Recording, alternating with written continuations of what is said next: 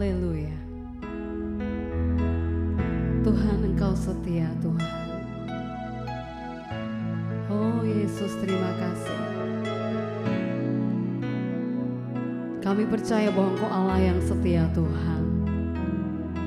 Ini kami pagi hari ini Tuhan. Tuhan Yesus setia. Dia sahabat kita dalam segala susahku. Selalu menghiburku. Dia mengerti bahasa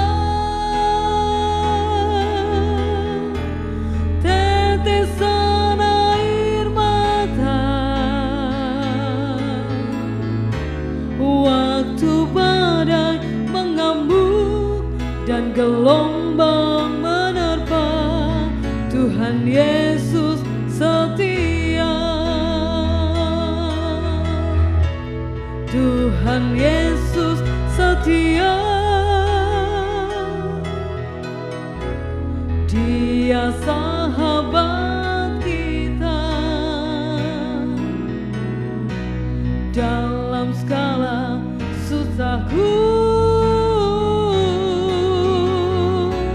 Selalu menghiburku.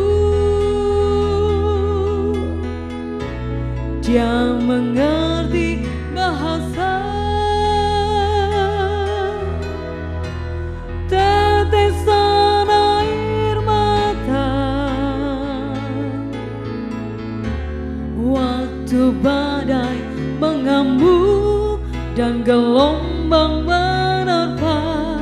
Tuhan Yesus setia. Tuhan Yesus, Tuhan Yesus setia. Dia sahabat kita dalam segala susahku. Selalu menghiburku. Dia mengerti bahasa tetesan air mata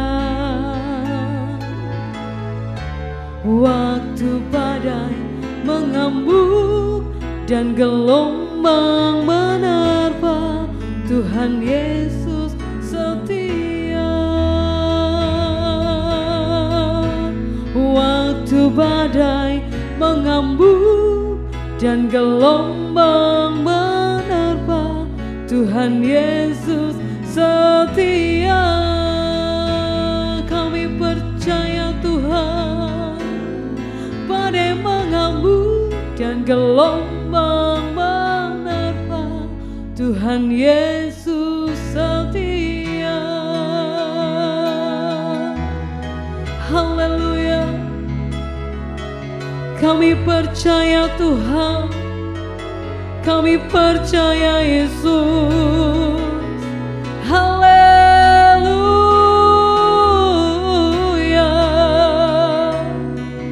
Kau Bapa yang setia, Kau Bapa yang setia. Haleluya.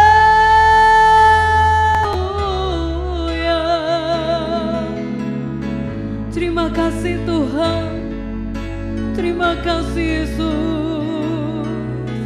Biarpun badai kehidupan menerpa kami, kami terlampau percaya Tuhan, Kau setia. Engkau setia dan adil. Haleluya.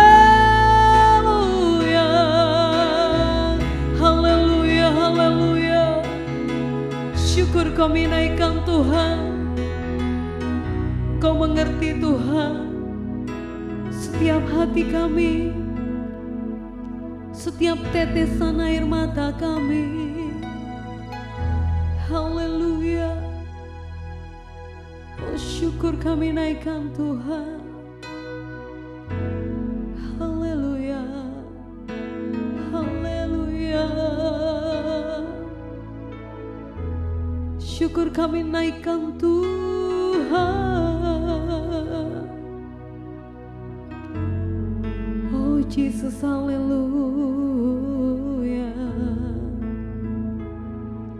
Oh kiara lapas shikiana mayara lara. Oh kuna mayara lapas shikiara la wara wara wara wara wara.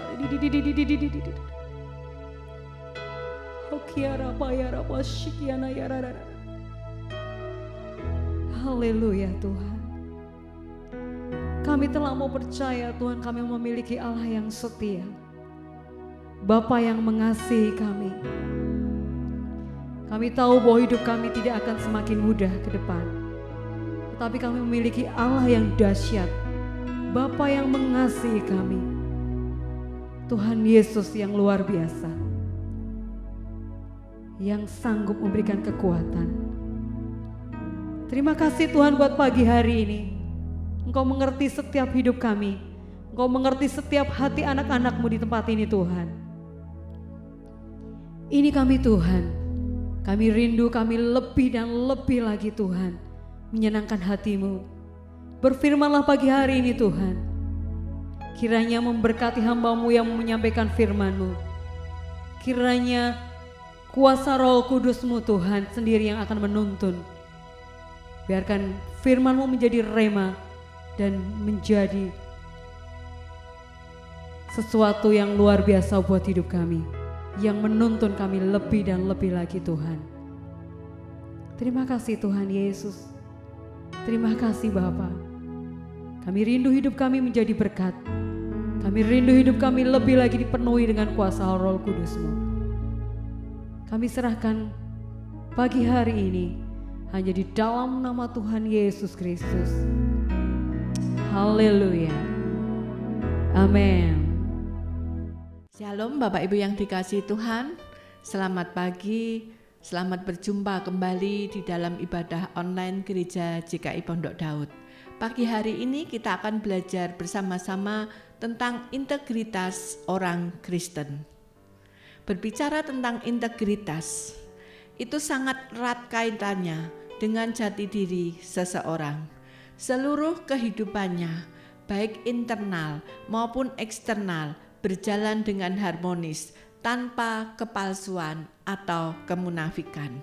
Dengan kata lain, pribadi yang berintegritas adalah mereka yang memiliki keselarasan dalam pikiran, perasaan, perbuatan, serta perkataannya. Bagi orang Kristen, integritas merupakan hal yang sepaket dengan kehidupan kerohaniannya.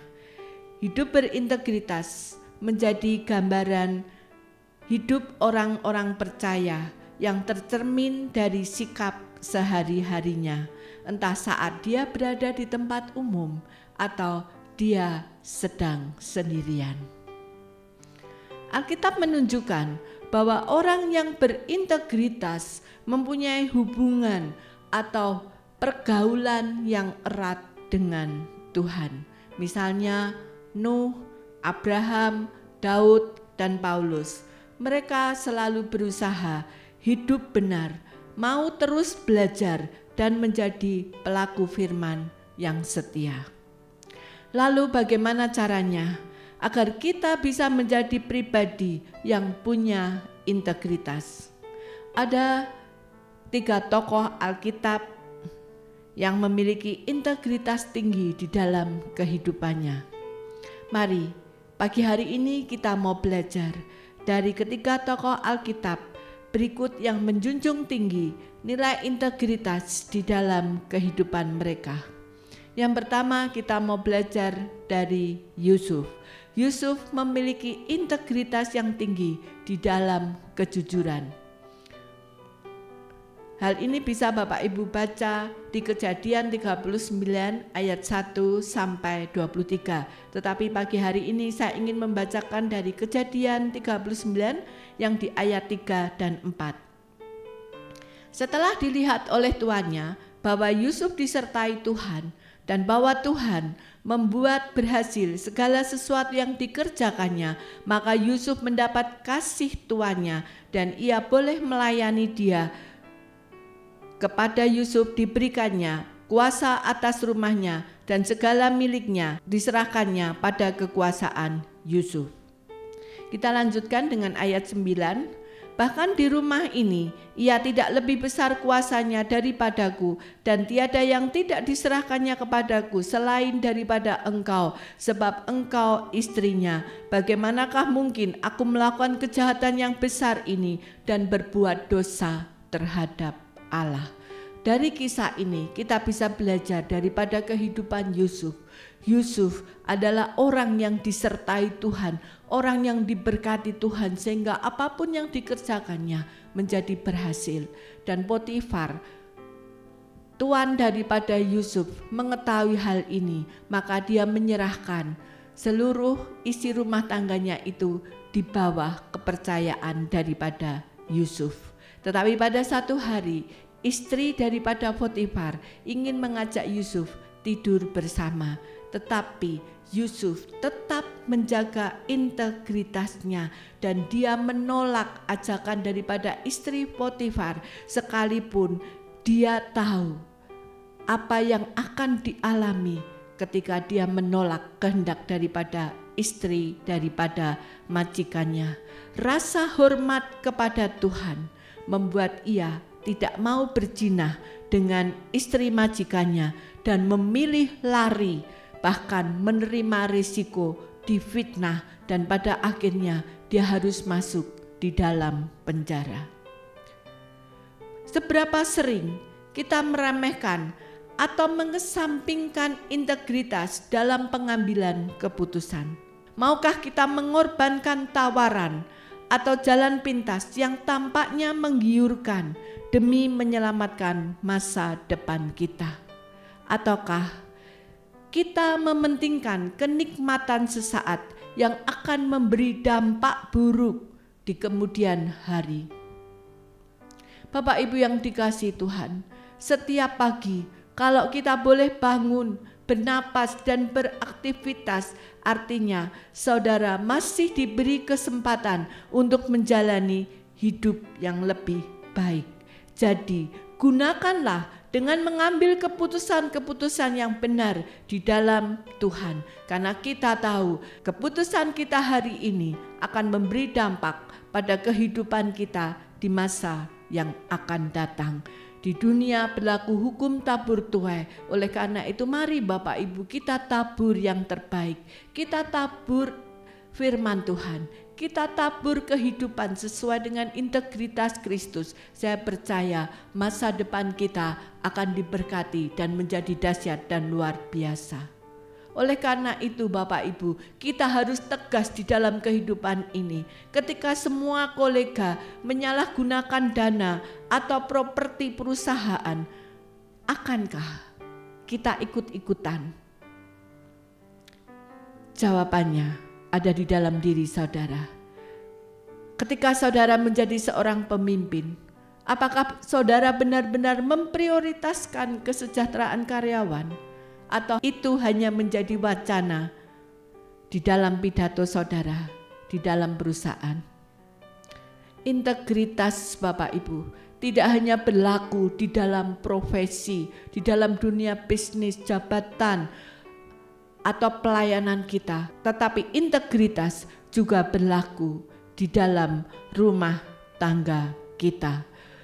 Kita sebagai orang-orang percaya harus bisa dipercaya oleh pasangan hidup kita, apakah itu suami kita, istri kita, dan juga anak-anak kita, bahwa ketika kita memiliki integritas di dalam kehidupan kita, saya percaya keluarga kita akan mempercayai kita dan rumah tangga kita akan penuh dengan damai sejahtera dan sukacita.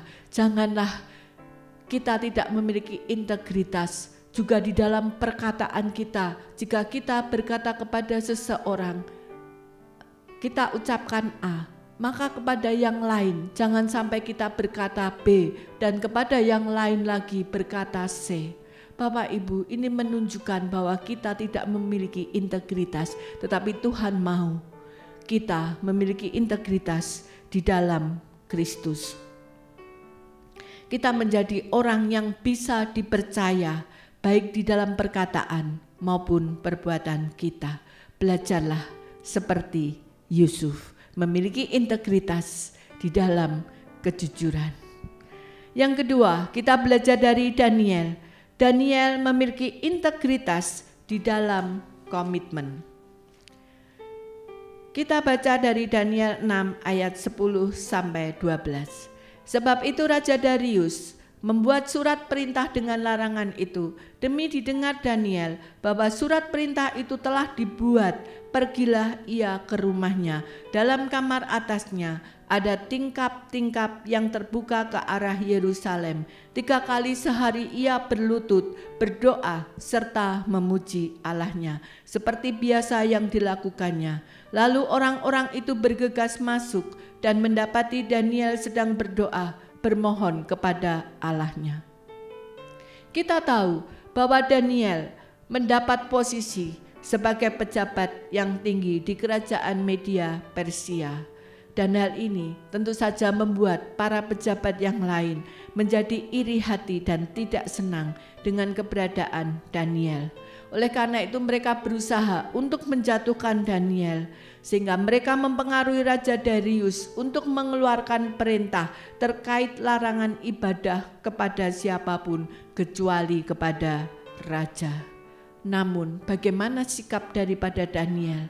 Daniel merupakan sosok yang memiliki integritas.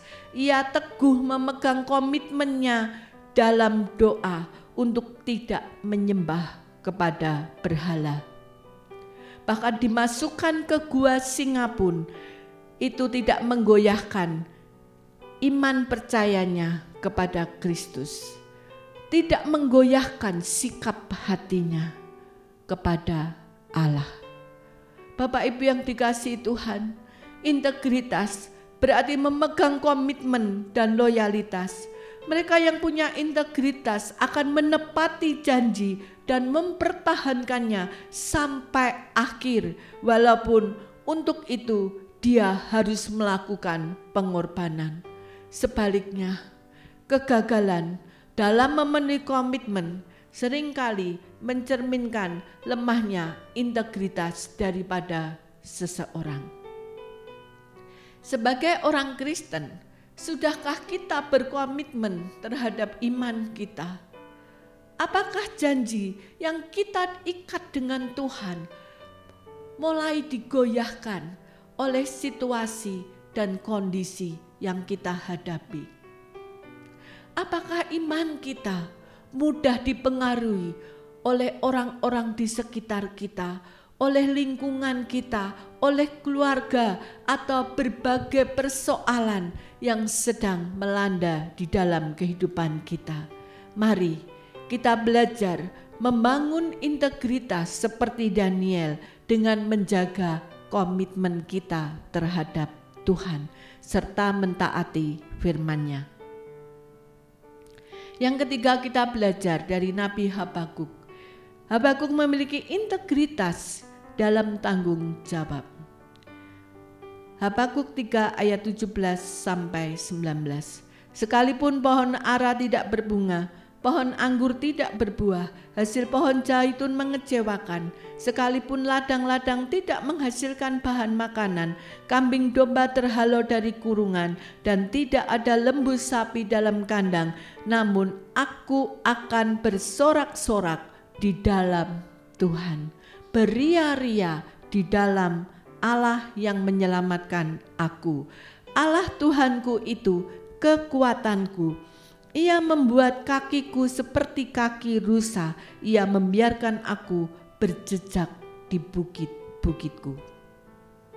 Habakuk dikenal sebagai nabi yang memiliki integritas di dalam kepemimpinan. Situasi sulit yang dihadapinya seperti penindasan, ketidakadilan, dan kekerasan tidak membuat ia meninggalkan Tuhan. Habakuk tetap berharap dan percaya bahwa Tuhan akan menegakkan keadilan atas orang benar. Integritas berarti kemauan menerima tanggung jawab dan sikap bertanggung jawab adalah tanda kedewasaan dari seseorang. Pribadi yang berintegritas adalah mereka yang bersedia mengambil resiko, memperbaiki keadaan, serta melaksanakan kewajibannya sebaik mungkin sekalipun dalam keadaan sulit dan penuh resiko. Tetapi dia tidak mundur, dia tetap melakukan tugas dan tanggung jawabnya.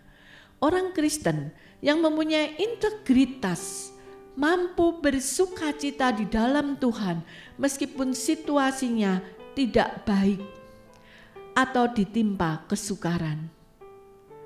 Contoh, ketika kita dicurangi dalam pekerjaan, menghadapi masalah di dalam pernikahan, atau harus memimpin orang lain yang tidak suka dengan kita saat ini, apakah kita tetap memiliki integritas?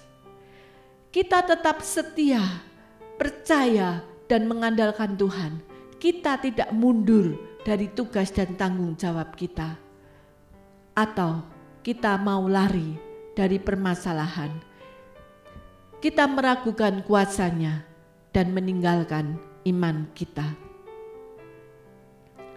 Hidup berintegritas adalah kesepadanan dengan Kristus.